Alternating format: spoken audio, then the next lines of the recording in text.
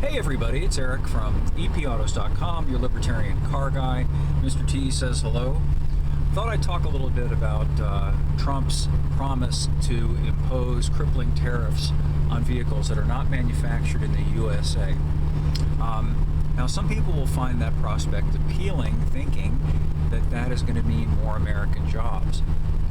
What it's actually going to mean is more expensive vehicles, and I think that Trump is coming at this all wrong.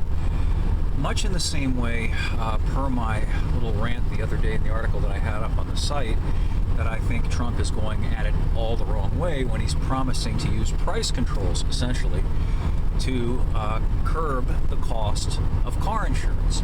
I suggested that a better alternative would be a market alternative, and specifically giving people the power to say no, to not have to buy car insurance. They were able to tell the car insurance companies, no, I'm not going to pay a 20% increase in my premium just because you say so, but I have to pay it because the state says so. That's the reason why car insurance premiums are so high, because they can be, because the car insurance companies can charge so much money. So I think essentially the same thing would happen with regard to cars. You lock foreign competition out of the United States, and you require vehicles to be built in this country. Okay, but does that deal with the underlying issue?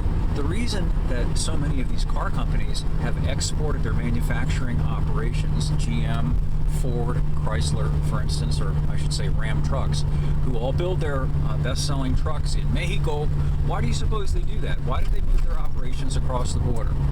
Well, they did it because it's so expensive to make vehicles in this country. And part of that has to do with extortionate union wages, and a lot of it has to do with the regulatory burden. That's the real one that has imposed crippling costs on manufacturers of pretty much everything in this country. Trump doesn't seem willing to discuss that. That's the thing that needs to be dealt with. Get rid of some of these onerous regulations that are not justified by reasonable cost-benefit analysis. You know, I don't know whether people listening are aware, but there's no burden on the federal regulatory apparatus to demonstrate that a proposed regulation is going to achieve a worthwhile gain, put that into actual dollars and cents, and isn't going to impose extreme costs for really minimal and trivial gain. Good example of that, the current federal fuel economy requirements, they're called CAFE. It's an acronym.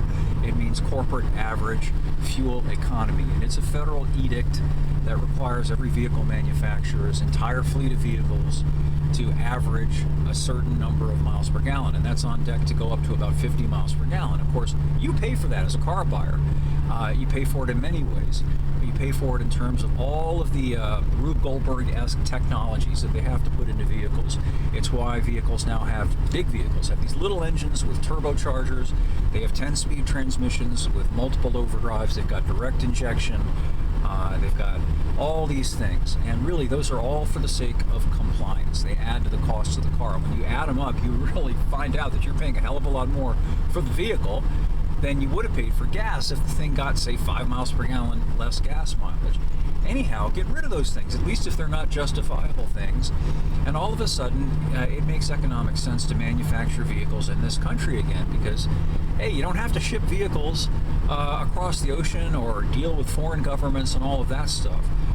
But that's a free trade position and a free market position.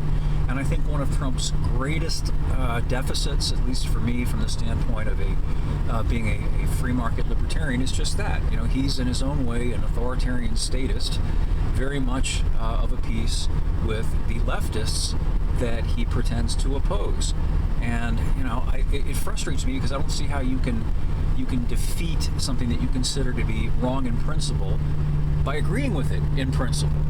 Anyway, I'll have more about this up at epautos.com, the web's best libertarian gearhead site.